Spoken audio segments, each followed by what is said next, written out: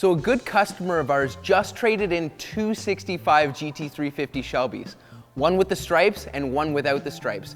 The customer is a big Shelby guy, had these two cars, but ultimately his dream car was a 289 Cobra. So we sold him the 289, taking two of these units in on trade. This will happen quite often, you know. A lot of our customers already have car collections, already have one or two cars, and they want to trade it in. Maybe they're out of space, maybe they just want to tighten up their collection, or maybe they just want to trade one for one. But either way, we're good at making the customer's life simple. Whether the guy wants to trade in a Duesenberg, brand new Ferrari, late model Camaro, or a big Hemi car, it doesn't matter. We welcome the new inventory, we're gonna save him the tax dollars, and he gets to go home with the new car that he wants.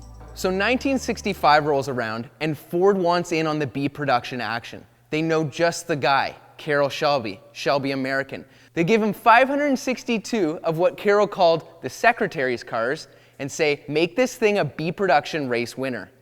In '65, every GT350 was Wimbledon White with the Guardsman blue rocker stripes. A common misconception, a lot of people think that they came with the blue Le Mans stripes. They didn't. They were actually a dealer option, so the customer could decide whether he wanted those stripes installed or not. So obviously they weren't gonna go win races with a stock Mustang. Let me show you all the changes that Shelby made to make these things race cars. So they increased the wheel size. They went to 15-inch, disc brakes on the front, and these are the Kreger wheels. This is the classic look. So the B production rulebook stated that the car had to be a two-seater. Mustang was obviously a four-seater. So the first thing Shelby did was pull those seats out and put a spare tire in. Coming down to the rear of the car, you'll notice a bunch of stuff that Shelby did under here. Changed the gear to a 389, more of a racing gear, big 9-inch rear end, Detroit locker. If you've never driven a car with a locker, it makes the car feel like a race car. Because of that, they installed overriders, essentially a rear trailing arm that's actually on top of the rear end. I bet you they stuck those on because of some wheel hop in early testing. Big orange Coney shocks you can see, best you could buy for the time. You look further ahead, you see the drive shaft loop, typical race car stuff. You'll also notice no exhaust out the back. That's because it's dumped out the sides. Even though that it costs more in wiring and labor, the early cars, they put the battery in the trunk. I'm sure when it was on the scales, that was the easiest way to get more weight to the rear. So the first thing you'll notice is the racing lap belts. Obviously to strap you down to these seats that do zero to hold you into place. Obviously a race car needs a tach, so they installed this little pod with oil pressure and the tachometer. I don't know, in my mind as a race car driver, you'd want water temperature here, but I guess back then they were more prone to blowing up engines. Obviously with any car that wins gold at SAC, you're gonna have all the correct tags that would have been on the car from new. Very stripped down interior in here, you know, no radio. They were trying to save weight, they were trying to go win races, but the boys still needed to light their darts. But the majority of changes that Shelby American made were under the hood. So the first thing that Shelby did after he decided they were gonna go racing was read the rule book. The rule book stated that you could either modify the engine or suspension on the cars that he was gonna race, but not both. He decided to homologate the street cars with race suspension and then stick the highly tuned race engines in the select few R models that they'd race as the factory team.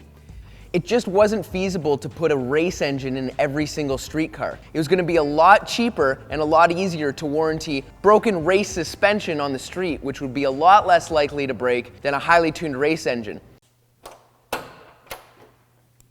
First thing you notice, obviously, are the hood pins when you go to lift the hood. And that's because there's no latch assembly. These guys were commissioned to build a race car. They weren't gonna waste any weight or certainly any time with a hood latch. So obviously they put a hood scoop on, but they actually exchanged the whole hood for a fiberglass hood. Lift up the hood and the engine bay is just perfectly correct on this thing and restored to jewelry. So they started with the 289 hypo, but they wrenched on it to get it up to 306 horsepower. They installed a high-rise intake, they stuck a 715 4-barrel Holley carb on it, then they bolted on tri-Y headers that dumped out the side of the car. So trying to turn this thing into a race car, they obviously wanted to stiffen up the front end. About a 1-inch Monte Carlo bar, this big export bar. They had a problem with the front shock towers actually folding in or probably moving a little bit. So this export bar was installed to the top of each shock tower and then on top of the firewall. And you can really see here, where it's kind of crude and kind of honestly looks like a 12-year-old stuck it in.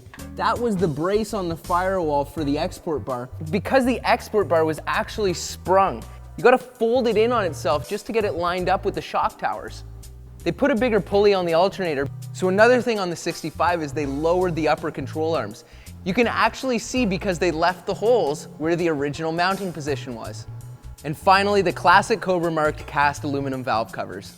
65 was great on the racetrack, but it wasn't a comfortable street experience at all. Ford ended their factory B production racing efforts. That meant they could start saving money and tailoring the car to the street. Let me show you the differences in the 66. So the thing most people think of when they think of a 66 GT350 is the Hertz Rent-A-Racer. Ford sold 1,000 of these things right off the bat to Hertz, most of them being the iconic black and gold. So another obvious difference is the color options. 65, you could only get the white. 66, you could get red, you could get green, you could get black, and you could get blue. So for starters, it looks the same. Hood scoop, hood pins. They wanted to keep the race car look, but these were just for show. To make it more user-friendly, they added the hood springs. You'll notice here, actually halfway through 65, they moved the batteries from the rear of the car to the front of the car, and then on all of the 66s, they sat in the front here.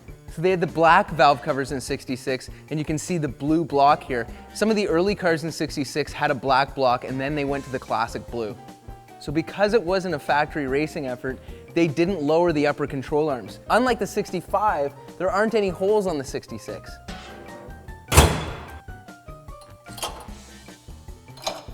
They also decreased the wheel size. Doesn't look as good. They went down to the 14-inch wheels. Ford added the rear window here, and then if you look through it, you'll notice that they added the back seats in.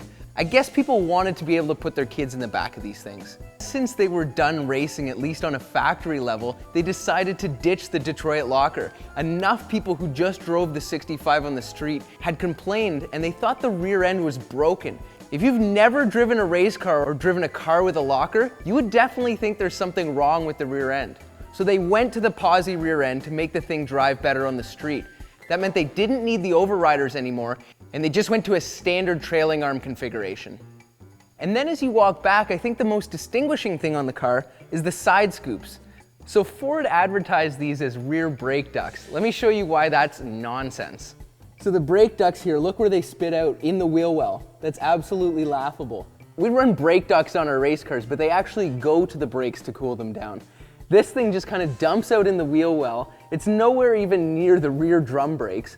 Anyways, the drum brakes are doing about 20% of the braking. Most of the braking is done up front on the disc brakes. This thing, I don't know, it might just cool the tires off a little bit. They gave you the fake wooden wheel on the 66. They took away the little pod and just put the classic tack up front. Honestly, I kind of like this look better. Instead of the horizontal speedometer, they had a more classic circular one. They added the driver's side mirror on the 66, whereas the 65 really only had the rear view mirror. Seats are just a tiny bit different, but again, you're still just strapped to the thing. They don't hug you at all. Now listen to the difference between the 65 and the 66. 66, we've got the exhaust out the back.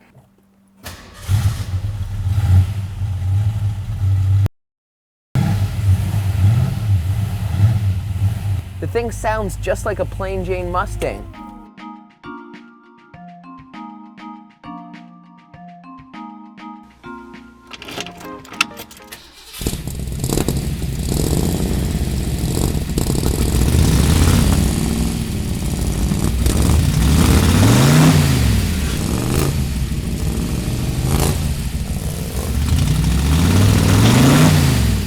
So now we have to ask ourselves, do you need a car like this?